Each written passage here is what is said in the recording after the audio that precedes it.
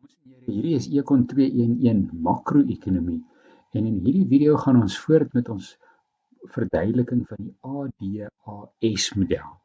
So ons is in leereenheid 3 en dit is hoofstuk 6 in Fourie en Burger. Nou, makro-ekonomiese ewewig oor die kort en die langtermyn gaan oor waar daar ewewig is tussen die totale vraag en die totale aanbod. So op die kort termyn is die ewewig tussen die totale vraag AD en die korttermyn aanbodkromme AD met die SR daar wat beteken short run. So waar hulle sny is daar oor die korttermyn ewewig. Oor die langtermyn gaan dit oor waar die AD kromme die langtermyn long run AS kromme sny. Die korttermyn ewewig sal altyd terugbeweeg na die langtermyn ewewig toe deur 'n aanpassingsproses wat gaan oor hoe prysverwagtinge tussen die verwagte prys en die heersende prys opvang met mekaar. En dit is wat ons in hierdie video gaan verduidelik.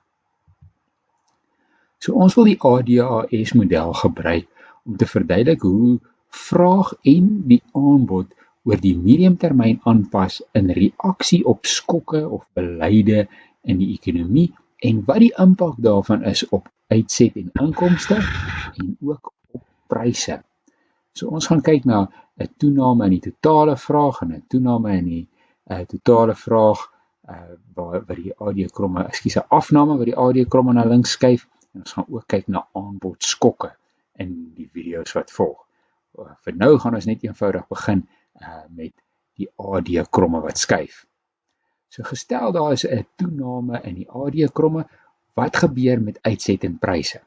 Ons begin met 'n aanvanklike ewewig hierso teen die vlak AS en 'n prys P0 waar die AD0 kromme hier die langtermyn aanbodkromme sny en natuurlik ook die korttermyn aanbodkromme loop deur hierdie punt. So dit staan dan bekend as die strukturele ewewig. Op hierdie punt, en dit word dan nou belangrik hierso gesê, is dat die verwagting is dat toekomstige pryse gaan P0 wees. So die heersende prys en die verwagte prys is dieselfde.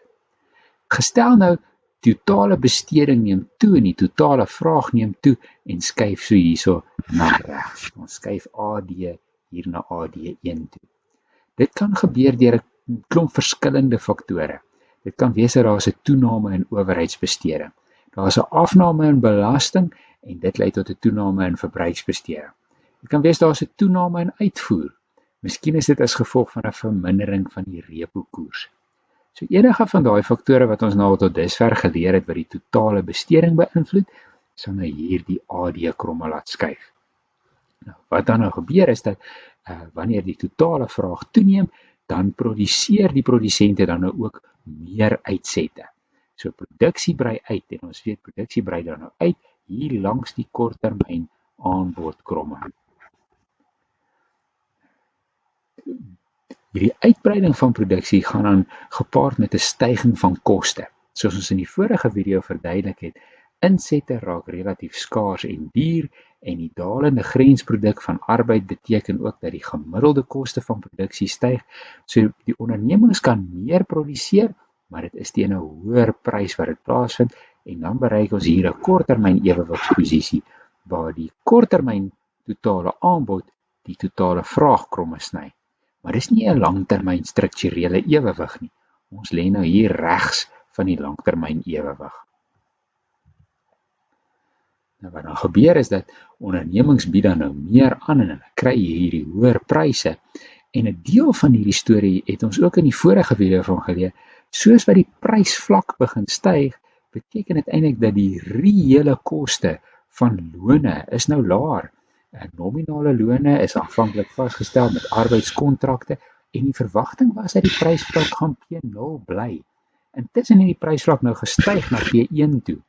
En dit beteken dat die reële koste van die lone is minder en daar word dan ook meer arbeiders in diens geneem in hierdie styging van uitset vanaf AS na A1 toe. Nou, dit gaan nie op die langtermyn so bly nie. Daar gaan nou 'n aanpassing plaasvind tussen wat die verwagte pryse en die heersende pryse is. Dit lyk dan nou as volg.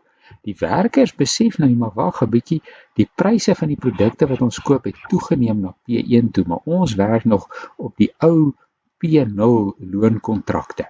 Hulle gaan dan en hulle heronderhandel hulle kontrakte en hulle vra hoër lone en die gevolg is dit laat die koste van produksie styg. Dit beteken dis nou die AS-kromme, die korttermynkromme, begin nou hier na links skuif, soos wat produksiekoste toeneem wanneer die verwagte pryse aanpas by die heersende pryse. Daar word nou 'n bietjie minder geproduseer. En dit word weer ingebou in 'n ronde van pryse en verwagtinge en die AS-kromme skuif nog 'n keer op tot die punt waar hy dan weer terug is en die langtermyn AS-kromme, die nuwe AD-kromme en die korttermyn AS-kromme sny. So die gevolg van hierdie aanvanklike uitbreiding in die totale vraag was 'n toename in uitset teen hoër pryse, maar daarna was die aanpassingsproses so dat uitset weer teruggekrimp het en pryse bly styg het en die ekonomie eindig in ewewig op die langtermynvlak van uitset teen 'n hoër prys P2. Teenoorgestelde hiervan is 'n afname in die totale vraag. Wat sou gebeur as die totale vraag afneem? Hier is die handboek se nomering nou nie heeltemal korrek nie. Ons begin eintlik hier by AD1. Dis die aanvanklike vraagkromme en ons is in ewewig hier waar AD1 die korttermyn AS-kromme 0 sny en die langtermyn AS-kromme en dan is daar 'n afname in die totale vraag en die totale vraagkromme skuif na links en ons kan hierdie inkrimping hierso sien op die korttermyn AS-kromme en dit sit ons by 'n ewewig hier 'n laer prys P1 en 'n laer vlak van uitset I1. Nou, teen hierdie laer vlakke van uitset en pryse beteken dit dat die prysvlak, die heersende pryse is nou laer as die verwagte pryse. En die insette is relatief goedkoper want ons is nou ons produseer nou minder as die langtermyn strukturele ewewigsvlak. Hier so by I1 is dit laer. So omdat die koste van die insette laer is, kan daar ook weer meer geproduseer word en dit is dan nou die AS-kromme wat dan af en na regs skuif hierso langs die nuwe AD-kromme tot waar dit weer die langtermynkromme sny en ons terug is by 'n strukturele ewewig. So die inkrimping van die totale vraag het gelei tot 'n inkrimping van uitset en dit het dan uiteindelik gelei tot 'n daling van pryse wat dit weer moontlik gemaak het om terug te beweeg na die langtermynvlak van uitset. Dit was die aanpassingsproses. Om saam te vat, dames en here, hierdie video het gegaan oor hoe die ADHS model gebruik word om te kyk na 'n toename of 'n afname in die totale vraag en wat die impak daarvan is op uitset en pryse.